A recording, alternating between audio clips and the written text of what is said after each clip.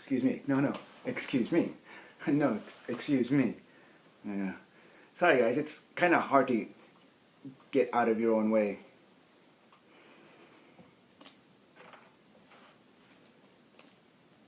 Hello YouTube, Robert from Texas here, and the book I am with today is Get Out of Your Own Way by Robert K. Cooper. The 5 Keys to Surpassing Everyone's Expectations. And right off the bat, it's a good book.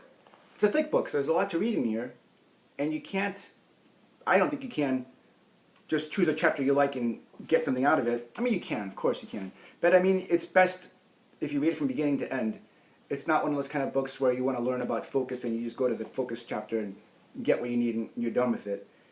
Because it references previous chapters and it also makes you aware of chapters coming up. So you have to read it from beginning to end, and there's actually a lot of information in here. There's a lot of science involved too in this book. It talks about the brain and how our own brain can kind of really get in our own way of trying to do what we want to do. And there's also some really cool stories about his grandpa and his daughter. And a couple of those stories kind of brought a tear to my eye. A small tear, okay, but you know, I have a family of my own and I can kind of relate. So those are really cool. I actually kind of thought if he could probably come out with a book with just him and his grandpa, you know, stories about him and his grandpa, because those were really cool. So that was kind of nice. And the 5 keys, just to get right into it, that he's got listed here. Get to the chapter. There we go. The 5 keys are direction, focus, capacity, energy, and impact. Okay? And more specifically, it's direction, not motion, focus, not time, capacity, not conformity, and energy, not effort, impact, not intentions. Okay? So those are his 5 keys. And when it comes to the first one, direction, not motion, what it mentions here is it's not how busy you are or how fast you're moving, it's how effectively you are advancing in the right direction. So it's not about you being busy and doing stuff in relation to whatever it is that you kind of have a goal for you, whether it's a fitness goal or some kind of financial goal, whatever it is that you want to get accomplished. It's not just you moving around and doing stuff. You actually have a direction. What's your direction? Which way you headed? And the thing is, too, we have to be flexible enough because, man, things happen. We want to get this one way, but we can't. Sometimes we have to go this way, we have to go that way, and you have to be flexible to get to where you want to go. So it's all about direction. Which way are you headed? It's not just you being busy and doing stuff. Where are you going, right? So it's direction, not motion. And the second key, focus, not time. It's not how well you plan your time. It's how effectively you put your attention on what matters most, in advance and as it unexpectedly appears. So it's focus, not time. And I can relate to this because I remember being in college and I would go to the library and say, oh, I'm going to sit here, I'm going to study for 3 hours. And yet it's like, what did I accomplish? What did I do? I remember studying for science one time and I was just reading words on a page. Just whatever. I was putting my time in. I was in the library the entire 3 hours. But was I learning anything? Was I really focusing my science textbook? I wasn't. I was not focused at all. So that's kind of what this chapter is all about, or what this key is about, right? It's about putting in the focus, not the time. You know, using your time wisely in a sense. And the third key, capacity, not conformity. It's not how good you are at copying others or making incremental improvements. It's how bold you are at unlocking hidden potential in yourself and others and applying it in new ways.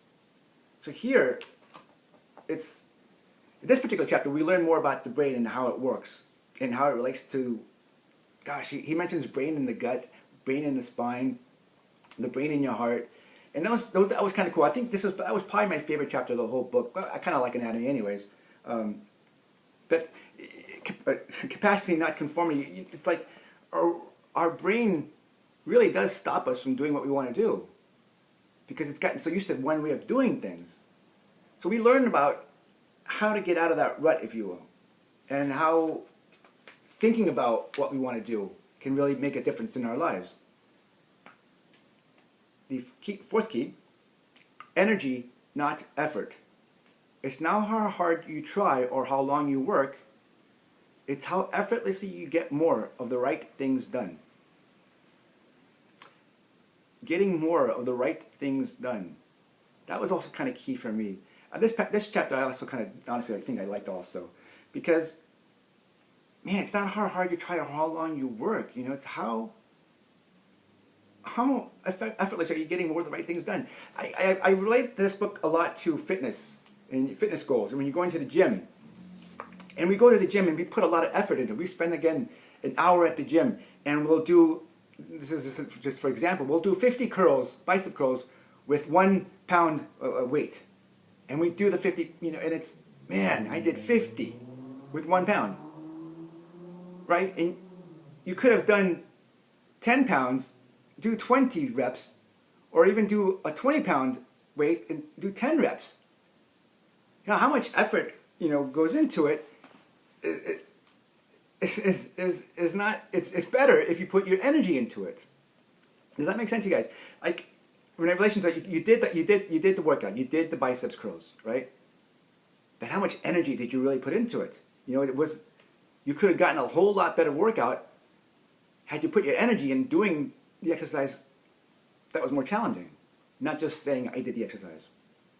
And throughout this whole book, I think I related this to mostly fitness, to be honest with you, although it applies to anything that you want to do in your life, whatever kind of goal you have. The fifth key, impact, not intentions. And it's not how lofty your intentions are or how much you want things to improve. It's how measurable a difference you are making in living your deepest values and achieving your biggest goals. So it's impact, not intentions. And for me, for this particular chapter, you know, it's, are you making a difference? Your impact, not, hey, I want to lose 10 pounds. That's your intention, okay? But I mean, are you really effectively working towards losing those 10 pounds? Are you making an impact? It talks about here how things that you measure, sorry guys, thunder's outside. It's a dark day today in Texas, y'all. And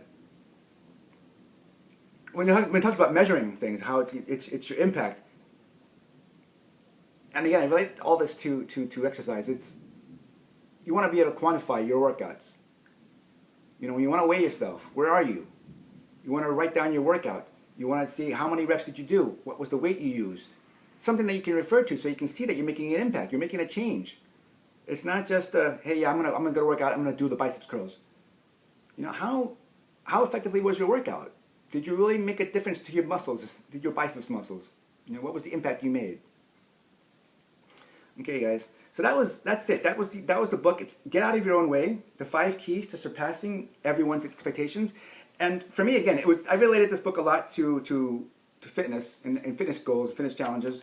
Although it applies to anything you want to do in your life, it really does. Again, those 5 keys are direction, focus, capacity, energy, and impact. And I give it was a good book, you guys. I recommend it. Let me know what you guys think.